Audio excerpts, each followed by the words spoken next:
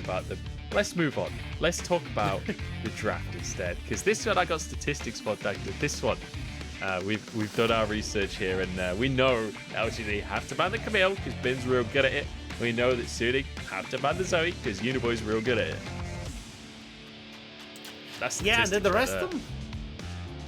The rest of them are just kind of like, hey, you know what? Nara is a champion that can do really well into some of the picks you want to take up towards topside. Surprised by the Aphelios. That does leave the Kai'Sa open. But Aphelios, we have seen a little bit, but I think if you go towards that Kai'Sa, you've got such a nice opportunity to play off these one-item spikes, and it doesn't harm you too much as this Kai'Sa. But it doesn't really matter. I mean, you're going to get the Kai'Sa first pick anyway, and that's the main point here for LGD. Oh, what? Alright, well, Quay goes for the Udyr. Oh, no. Sofm is obviously going to lock the Olaf immediately, and he's going to say, alright, Quay, you think that it was the Udyr pick, do you? Well, I'm going to play the other side of this matchup, and I'm going to show you that this isn't a champion difference. This is a player difference. Sofm throws down the gauntlet. Why did they not take the Kai'Sa? Like, they set up so well for it. I mean, Kai'Sa is the premier AD carry on this match. Yeah. Kramer doesn't want to play a playmaking AD carry. He wants to play an AD carry that you can farm for 20 minutes and scale up with. And, well, you can do that on Kai'Sa. Xayah is definitely the optimum pick in that scenario. Yeah, and she does do okay in towards the Kai'Sa as well, where she has an advantage in lane, she can push, it's all pretty nice, but I still would have preferred to see the Kai'Sa first pick. Now, I imagine they're going to pick a strong support to go alongside this. I mean, something like the Alistar or even the Rel potentially here to go up against it, but it looks like LGD are going to stick back towards peace on this Gragas and just want to go towards this this kind of poke / sustain bot lane for the Gragas and the Xayah. Yep, gonna stick with Gragas, although it could still be Gragas up to the top side. It is that flex pick available for them, but Rel comes through for On. And that's an aggressive bottom lane right there. That's a lot of all-in potential locked in for Suning. And Sofm, if he wanted, could play through that bottom side even, which I don't really expect based on that interview we saw, based on what happened in game number 1. But the option is there, and Olaf does look to go for those dragons. Yeah, and if we end up seeing this bottom lane matchup in a vacuum, I actually give the edge over towards Kramer and Peace. The thing about Rel is something that can interrupt her crash down is always going to be in a really good spot, and Gragas is perfect with that, with the belly bop, has a lot of poke as well, and can play from range, so Rel isn't able to heal off her own Q. So you've got a lot of nice answers, especially if you do manage to cancel the crash down, having the cask then to send Rel in underneath the turret or back into your team while she's vulnerable off of her steed can really set you up for success here. So I like the bot lane that LGD have. I just want to see how they're going to play around it to a certain extent. Well, Ornn's been banned, as has Aatrox. So trying to remove some of these top lane champions. Syndra taken away from Uniboy. That's 2 bans towards him now. And you could even imagine Angel locking in the Orianna next. So it could get a little dicey on what Uniboy has available to lock in for that mid lane matchup. I'm also curious about this top lane, to be perfectly honest. Like, we're getting rid of Ornn, Aatrox, Renekton, Camille, Gnar. Like, that's pretty much all of our top 5 picks gone. You're now looking into, like, Jaces and these kind of things that are up there. But oh no, oh we're gonna go LEC. No, don't do it. But not like actually, this. Well, alright. The Akali's still open. Flex pick going towards both Bin and Angel. At least keeps that flexibility for Suning on that red side final pick. So we'll have to see if they do decide to go towards that, but they're actually just going to go back towards the Orianna. I do like this, especially strong blind. Not going to be a huge amount that can go up against it. Maybe you can look towards something like a Viktor here for Uniboy, but I certainly like Uniboy when he's able to have more of an impact, so could go back towards something like the Galio or the Twisted Fate you mentioned in game 1, but it is going to be the Viktor in towards this mid lane and just look to farm it up and be an impact in the later part of the game. Yeah, Alistar likely to come through alongside it, which would put the Gragas up towards the top side of the map. But as you mentioned, the interrupt on the crash down is the really key thing about that bottom lane, and Alistar certainly pretty good at interrupting people. He's very rude, very low manners cow, so lots of interrupts. just talks over you all the time. and then just, you know, well, it's actually true because he just keeps roaring in lane all the time and gets that heal off. So, I mean, technically you're right, but hey, I like it. It does very well against the Rel as we were talking about, and again, disrupting that lane, but also setting up really nicely against something like the Kai'Sa too. The ability to have that Hex Flash to constantly threaten from the bush on towards the low range Kai'Sa is something that can do really, really well. I'm looking to see what soon you're going to round out the composition though, because we already said, hey look, there's a lot of those top picks that are gone, but Bin goes back to El Clasico, his gangplank in the top lane.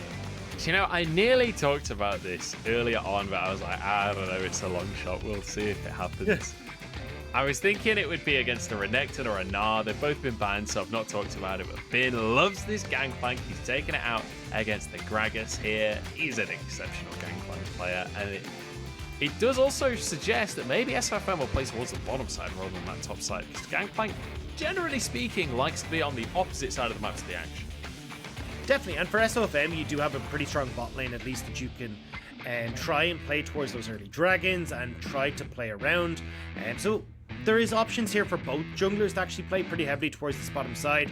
And again, when you're Udyr versus Olaf, quite similar champions in clear speed, how they want to enact pressure on the map, needing really setup from their laners to try and get in and get themselves up and rolling, and a lot of pressure towards dragons as well. So I think we will see a lot more attention down towards this bottom side with those two weak side top laners locked in. It'll be more a case of what happens when we get to these team fights, because honestly, if I'm talking front to back team fights and both teams get to a mid game where they're even, I much prefer LGD's comp. It's just so much easier to enact and make sure that's working. Whereas for Suning, it's much more about the zone control that you offer with the Gangplank ultimates, with the Orianna ball, and trying to play around on being the primary engage tool, and honestly the only real engage tool for Suning. Yeah, a lot of pressure on here to be the guy that can jump on in forwards, but reasonable amount of slows coming out with Cannon Barrage there to try and set up for SOFM to literally just run in. And if last game is anything to go off of, SOFM is not afraid to literally just run in. I really want to see the battle for the Scuttle Crabs. Colt is actually going Comet on this Gragas as well. He really wants to win that lane phase against Bin. But yeah, we saw the battle for that Scuttle Crab towards the start was one of the most important parts of the game and kind of snowballed for Suning. I want to see LGD try and do a better job of that this time around. I'm actually a little bit worried seeing the Comet, because I'm not a fan of AP Gragas with the composition that LGD have drafted. I much prefer having a strong front-to-back team fight where you can scale into the late game with your Viktor and your Xayah, hit those 3 items, and just be monstrous in these fights. Like, you can burst through pretty much anyone on Suning. But if we actually see him going towards this AP build, trying to buy space and buy... Actually, yeah, with the runes, he's going to be going AP. I'm not a big fan of this. I much prefer the tank-orientated Gragas in this scenario. Hang on a second. This is a 4v3 though, Dagda and Suning have been spotted. They don't know that a ward is here. They've started the red buff, and now they've been triple pulverized by Peace. Beautifully done here. And SFM just going to try and sprint out. He's got a ghost. He actually gets out with his life here. Suning, I don't know how they always get away with it, but that is going to be at the cost of 4 summoner spells. And a big win for LGD. Like, SOFM is now going to be put onto the back foot. Quay is going to have a wondrous time clearing through his jungle as well, and should be able to just be in a much better position when we get towards these scuttles in just a few moments. I love the read from LGD though. We just said, hey, there's probably going to be a lot of tension bot side, so Suning tried to go for a split map play, go for that late invade, but they get red and they get punished for it. That blue buff is getting real close for SOFM here. Peace forcing the level 2 play on. Gets his shield though and dashes out. SOFM will be able to survive in that jungle. It goes W second, so he gets a bit of sustain and the Gromp will heal him up. So he will be able to continue the clear. It's lucky he's playing Olaf, so he can just go and clear off the back of all of those shenanigans. I am a little curious if SOFM can catch up to Quay a little bit, because Olaf is real quick at clearing the jungle early. Yeah, I mean, the lower your health, the faster you attack, the more life speed you get. Like, it all kind of synchronizes really, really well. So it looks like he'll be reasonably okay, but it's still going to be kind of low. Although with that... He's starting 4th camp at the same time. That's kind of insane. Yeah, and the big thing here in that top side is Bin has the push, but might actually get cut off as you see, just cut, moving over, but not wanting to give up that wave. And looks like with Bin having full control, Quay won't be able to get this top side scuttle. That's the interrupt we talked about before, where Peace just stops on getting in. A bit of damage coming out from Kramer. I've got a quick joke for you here, Dagda. Yeah? It's a knock-knock joke. Knock-knock. Okay, who's there? Interrupting cow. Interrupting cow who? Moo. There you go. That's Peace's entire laning phase in a nutshell, basically. He just wants to interrupt the rel. There you go. That's... I'm here all week, folks. Back to double scuttle, where Quay is trying to fight over the scuttle for SOFM before Joe loses his job for terrible jokes. If they fire me for that, then I've said worse things on broadcast, I'm not going to lie. If I lose my job for that one, it was absolutely not worth it. Yeah, but this one's personal. Well, we didn't get any double skull. We saw SFM get the top one, get to see Quay get the bottom one. So we're actually even, or relatively even, in the jungle, despite the shenanigans at the start of the game. But SFM did not clear his top couple of camps, didn't clear red, didn't clear crooks. Yeah. So now moving towards his bottom side of the map. Maybe he's going to gank bot here. Kramer going to be knocked up as follow-up is there. Huangfeng knocked up as Kramer's very low on HP. The Ignite is taking one more auto to do the trick. SFM misses the undertow, but the snipe from Huangfeng. We already know he's the sniper from his Jin, and he proves it on the Kaiser as well. Double kill for the young AD carry. Amazing from Suning on this bottom lane. That snipe from Huangfeng to get the double kill. This Kaiser is rolling, and this is exactly what Suning wanted. If they can get this bottom lane in their favor, these dragons become so much easier to take. You're going to be in a much better spot as SOFM because you've got a quadrant of the map that you can look to invade on. It's all coming up clutch for Suning off that play.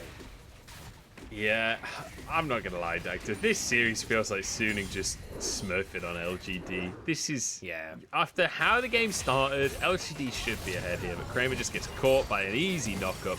They basically won 2v2 before SOFM even arrives, and then Huangfeng just threads the needle there. It's too beautiful.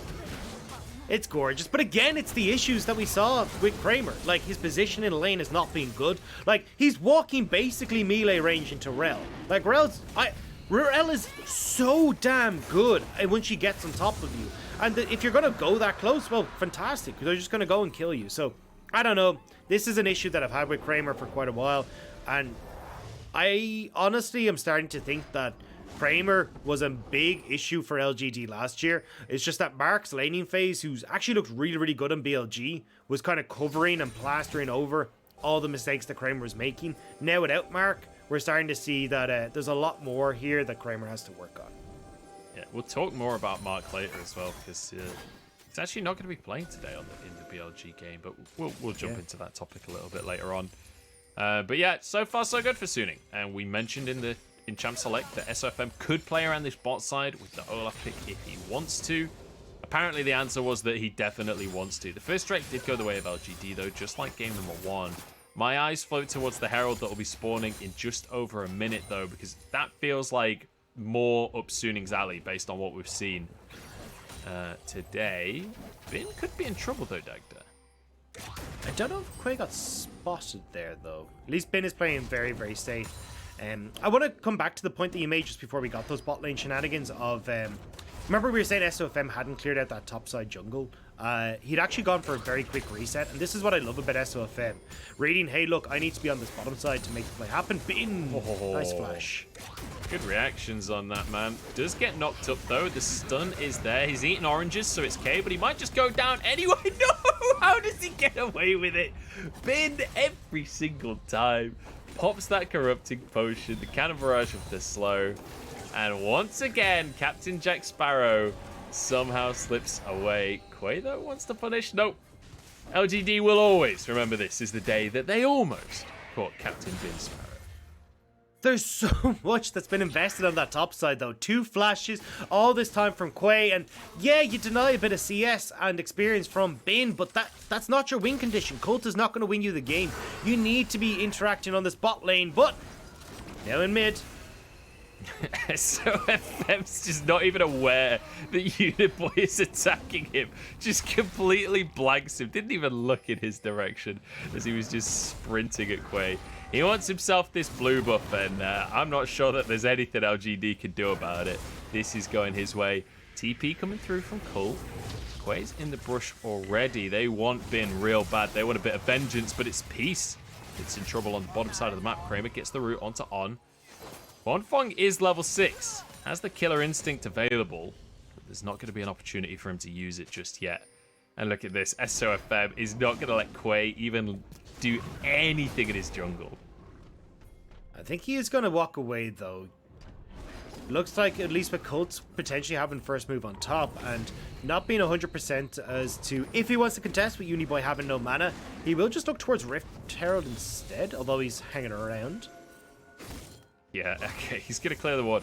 He doesn't have a mid laner right now. Sofm is so confident, yet he doesn't even have a mid laner. Uniboy, I guess, was low in mana in mid lane, so Sofm deciding that he's going to be able to go for this Herald anyway.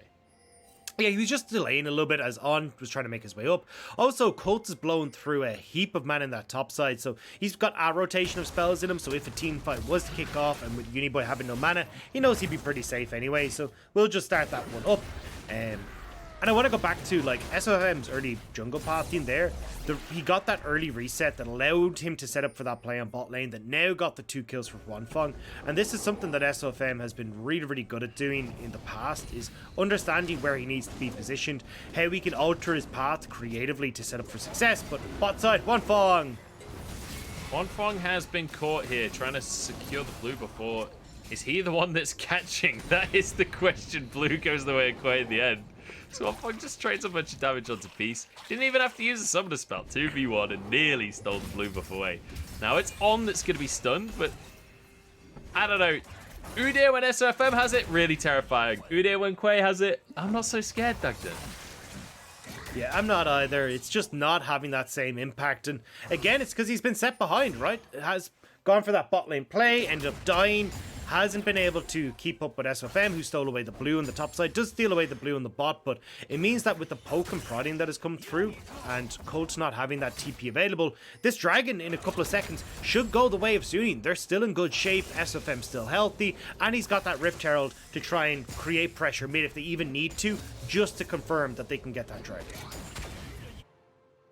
Colts having a hard time on this top side as well. As you can see, Bin really layering on the pressure. Sofm, he's going to visit the bottom side of the map once again. You can see Quay just resetting at his Krugs. Sofm is more than happy to just start this one up because he knows that at this point there's no universe where Quay can fight him without going for at least a reset first.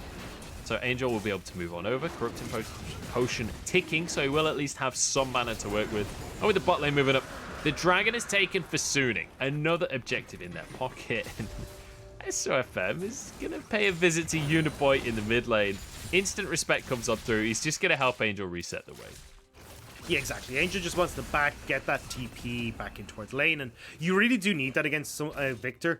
One of the beautiful things about Viktor is that because you've got that W, it's really easy for you to CC the minions and freeze that wave. So if you don't get help from your jungler in that situation and to help out Angel, and there was a pretty big opportunity for Uniboy to freeze that and cause a lot of issues for Angel and a potential gank area for Quay. But honestly, Quay's just had zero impact in this game, and you can see with the flash there, not going towards the ghost, he doesn't have the opportunity to just speed into lanes as quickly with this chem tank, and unfortunately the lanes aren't getting involved with, which means they're falling behind. The jungle isn't going his way either, and now Sofm is going to dump a whole bunch of gold in towards Angel in this mid lane. Thanks to the Rift Herald, he's been able to pick up off of all these early shenanigans. Yeah, Sofm basically just says, oh, Uniboy's not in lane. Who haven't I ganked for you? Who haven't I impacted the lane of? Angel, you can have a Rift Herald. Let's slam that mid and give you 160 gold. In the meantime, Bin has picked himself up at Essence Reaver, so those Qs are only going to get scarier. As Colt will get an opportunity to shove a wave in. Bin has the teleport available, also has Cannon Barrage. Feels like LGD are trying to make a play. As you can see, Colt moving down towards the mid lane. I'm actually looking at the Gragas items. I assumed we were going to get the AP Gragas coming in because he didn't have any sort of resolve tree. He'd gone for the inspiration and the sorcery, but instead has opted to still go towards the the tank Gragas, and it means that you end up missing out on a lot of like the conditioning or bone plating and these things that can help your survivability at the start of these fights. So Colt, although is going the Gragas tank build, isn't going to be quite as tanky as usual. Oh, been knocked into the wall instead of just knocked straight back. That means Colt pretty much can't continue the 1v1, unfortunately. He was looking to knock Bin underneath that turret, but it didn't happen. And then the minions blocked the belly pop as well. Oh, Colt knows it's all gone wrong. Here we go, though. Quay wants to try and find an answer. The sweeper comes out. Oh, he's been spotted by the scan. On waits for the knockup before he's going to be able to use the crash down onto everyone. Magnets, baby. They're all pulled on in together. And it's going to be down to Huangfeng to do damage. SOFM charging forwards as Quay will be the first casualty. You'd expect, at least. He is pretty tanky as the Udyr. SOFM, undertow under tower, flash from Peace. This does give a lot of space towards Sunny in this bottom lane, though. They could look to pick up this tower, just solidify again this massive lead that Huangfeng already has. Kraken Slayer completed already at the 14-minute mark, and also having the serrated dirk means he's got his fully evolved Q, and Huangfeng is just primed to take over this game. He said he needs to be the main source of damage. Well, he's in good spot now. Yeah, he's in a fantastic spot, especially off that first double kill that he managed to get for himself. Now with a third kill in his pocket, he's got a 400 gold bounty. We all know of Huangfeng, this superstar AD carry that took Suning to Worlds and did so much work for them to get them to the final. And when they set him up like this, when he's able to get so many kills early on the most powerful AD carry in the game right now anyway, you already know that this is a really great spot for Suning. And it's perfect recall timing as well. Now he's able to roam up towards this top side. We'll make sure that they're able to secure the second Rift Herald. They can rotate Bin back to the bot side as well to keep that tower safe and collect that nice big wave. Like, this is perfect rotations from Suning as well, and just how smoothly they are closing these games out, getting this 4,000 gold lead already. It's just really nice to see Suning at least still having the right mindset and the macro to close out these games smooth. Yeah, you could see on the gold difference as well. Huangfeng is like 2,000 gold ahead individually over Kramer right now, which this early in the game is just insane.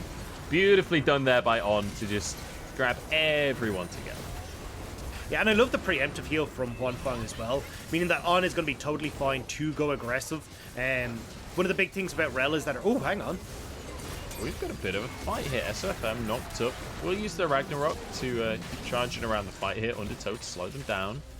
No re-engage by the looks of things from Suning coming through. They're just going to be quite happy to back away from this one. 20 seconds on this Ocean Drake. And you'd expect Suning to want to fight for this one. But Huangfeng is on the top side of the map right now. So they might just have to trade for a Herald. Or not, because it's not happening by LGD. No. All right, yeah. Let's all just reset. Let's all back away. Who needs objectives? But it does give Huangfeng time to move back down towards this dragon. So they should be able to get that. Now, you need to trade something here as LGD. You need to get this Rift Tower for yourself if you're going to be giving this dragon over. But the thing is, SFM is soloing that out. They have the push in mid lane, and they're not, like, they are able to keep eyes on this Rift Herald as well. So... for quite, I mean, you're trading a couple of Krugs for this. That's like, it's gonna do nothing for you. You say Rift Herald, I say Krugs. You say potato, I say potato. You know, yeah, one and the same, Dagda. One and the same. In the jungler's eyes, Krug's pretty valuable. Okay, so yeah, Krug's good, Herald bad is the conclusion to what we're trying to say here.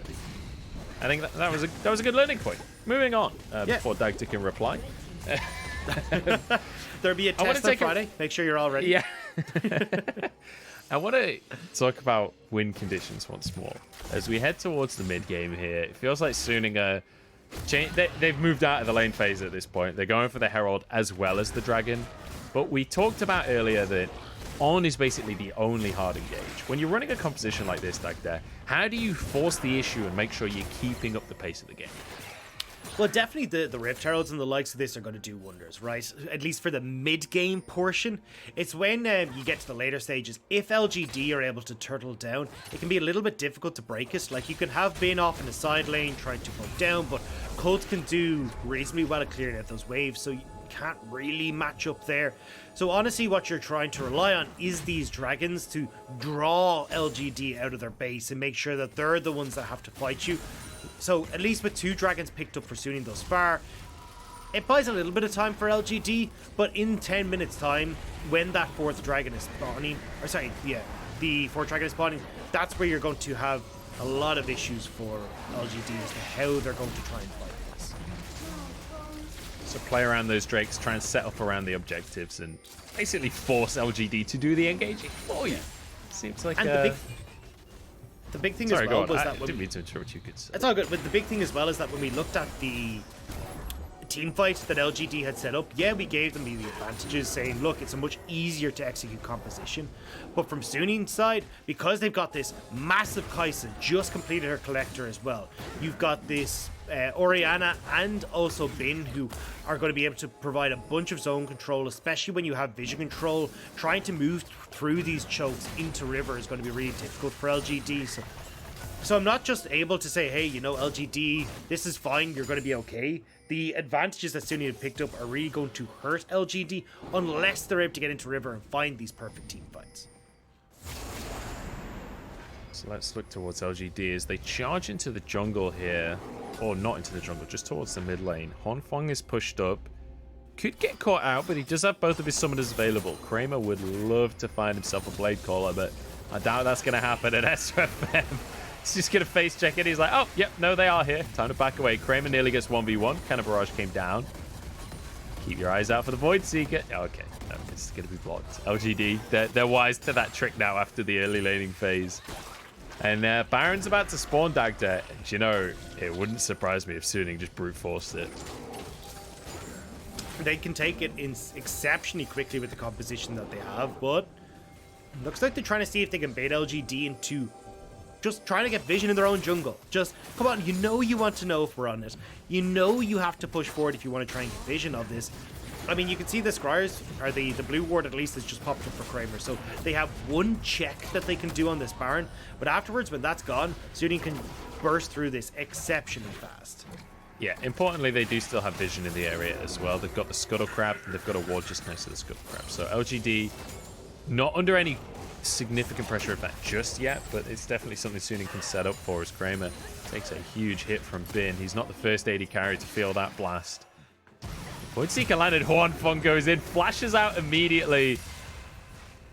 I don't know about that one, Chief. That seems like a bit of a waste of a flash to me, but who am I to criticize Huangfeng, the great Huangfeng? Colt walks away with his explosive cask. I think Suning are just bored, honestly. I think they're just trying to pull the trigger because they just want to do stuff. I think Huangfeng's been watching too many Viper montages, because that was definitely a Viper-esque play, but not quite able to pull it off to the same extent. However, it does give Suning control over the bot side jungle, which is really what they wanted here. As we were talking about, like, stacking and racking these dragons is the game plan for Suning right now. So, hey, 30 seconds, let's try and make a play, let's try and force LGD back, and we can actually get vision in this jungle. Yep, should be able to get mid clear as well from Angel. I will say, despite Oriana's reputation as a mid laner with good wave clear, she actually takes ages to clear minion waves. Like, she's got AoE, but it takes like 7 or 8 casts of her abilities to actually clear the wave. When you compare that to stuff like the Syndra, it's pitiful wave clear in the grand scheme of things. Dragon's up though. It's going to be Suning that should be able to grab this one for free. Yeah, I mean, they're not even sending the team. They're just keeping pressure over towards this Baron as well. Huangfeng secures that. And they're trying to, again, deny the vision being placed by LGD in this river by just threatening them at all points in time, making sure that even if you end up trying to go for this fight, you can have Huangfeng come over for Killer Instinct. So, again, they're keeping dark for LGD, this river area, which makes it so much easier for them to draw LGD into unfavorable spots, try and catch them out in rotation, or just trying to get vision in their own jungle again. I have to say, Dagda, this game number 2, much more similar to what my expectation of this series was coming in. Because game number 1, we got a lot of early shenanigans, we got a bit of chaos. It was very, very fun, very amusing. But when you look at the recent games from both of these squads, when you look at how these teams often play, this was much more likely. In that Suning quite happy to play it slow in the early game, find individual lane advantages, and then transition that into team fighting later on. That's certainly what we're seeing with 3 kills on the clock at 23 minutes. But LGD want to change that fact as they go in here. But On is quite happy to turn it around. Jumps into the middle of everyone. He's real tanky. Flashes out, but he should go down here. Explosive Cast doesn't knock him back. He gets out with his life. Chaos Storm finishes it, though. Huangfeng jumps in, but he can't finish any kills for himself. SOFM here, undertow across the team. Blade Caller finds through onto SOFM. In goes Bin with the triple barrel onto Kramer. Bin, he is one of the premium gangplanks on the entire globe as Uniboy is eradicated. 3 kills, and that's the green light for the Baron for SRING. I mean, LGD, they get the pick onto the support, but that was never going to end well when you're running through all these close quarters of the jungle. SRING get the fight, they'll get the Baron, and now they can start the push and slowly close out this game. And a Dragon as well in 3 minutes, like, the world's your oyster here, soon. And man, does SRING love oysters, because they live in Shanghai. There's a lot of seafood here, so it's going to be very nice for their palate. Let's take another look, though, because On, once again, these beautiful engages are they're just perfect. Yeah, a lot of the tankiness from this rel actually comes from the shields you get on that crash down. So once that's gone, you do go down fairly quickly, but watch here. You're running through this tight corridors of the jungle. Well, that you're up against Bin, who's on this gangplank. You got Angel, who's going to be able to get the shockwaves. Like, these are the worst spots for LGD. And even there, it's easy to land all these axes as well. Like, everything on SRING is set up for these close fights. And it means that SRING are able to come out with an advantage, even though they were down a man. Yep, beautifully done by SRING. And now they get the opportunity to have themselves a little bit of a siege. You can see Bin nowhere near the rest of the team. He's just going to be shoving out that top wave, trying to pressure onto the tier 2. In the meantime, though, SRING 4v5 are quite happy to put some pressure on in the mid lane. They'll be able to grab this tier 2 immediately. And now they can buy a ton of space for Bin to just do whatever he wants on the top side of the map. Yeah, I mean, you can see it there. Rel for On already rotating up towards that top side, making sure he's able to take this turret. They can then rotate onto the wave that's slowly prepping on that bottom side of the map as well. And from there, fall back towards Dragon. I mean, you're pretty much perfectly aligned with the Baron timer and that Dragon timer. Although, it looks like they may not just opt for the outside turrets. They want to go for the inhibitors. I want to push for more right here. Still a minute on the Baron, so they've got time to do it. They certainly have a composition that can make this happen. And when you've got Bin pushing on the top side as well, why not use and abuse this Baron buff for as much as you can? Now Ping's going towards that bottom lane wave as they're going to set up a 1-3-1. Angel separates from the team and they can pressure every single side of the map. Ooh, Peace. Trying to see if he can get in here. Yeah, Peace has gone in for the knock-up here on Crash Downs out of the play. And now Angel comes on in. Flashes forward for the QW, looking for a shockwave onto the team, but he's knocked back himself. Has to go to Zhonya as well. SOFM finds the 1v1 between the junglers. Colt doesn't have the damage to finish anyone off. And SRING might actually be able to end the game here if they can finish off a couple more kills. Huangfeng was looking for more. Has the killer instinct, but the Void Seeker doesn't quite connect. They can still press in, though. Recall's going to come through. They're just going to clear the wave, shove this underneath the tower, and head back to base. Yeah, they're playing it by the book. 15 seconds until this Ocean Soul is up. Spend the gold. And if you even try to contest as LGD, I mean, look at the items. Your 3 items pretty much across the board for SRING completed right now, where you're struggling in a lot of situations to get to that second one on LGD. So honestly, from this point forward, SRING, they'll just be able to clap them. There's no way LGD can try and contest this. They're going to try for some miracle steal, but that's it. That's all you've got here. Oh, get your cheeks ready, LGD, because Dagda reckons a clapping is about to happen. Colt jumps over the wall to try and engage this fight. SOFM onto the Dragon. Colt stepping on forwards as he tries to make it happen, but the Ocean Soul is there. Shockwave comes on in. Huangfeng flies into the fray. He's 1v4 on the backline, but he's got an Ocean Soul. That's not enough. And it's Peace that grabs 1,000 gold shutdown on the Alistair. It's not what you want to see. And now SOFM is like, oh, Huangfeng wants a 1v4. I want a 1v4. Runs into the back of the team by himself. On knocked away from Kramer, but he brings down his lance. He wants to joust with Kramer, and Kramer ain't winning that one out. Quay now trying to run away as we've got On, I think, chasing for the 1v1 onto Peace. Support Support on combat once more as Peace desperately tries to run through the jungle. This is going to be SRING's game, and a stylish way to end it out as well.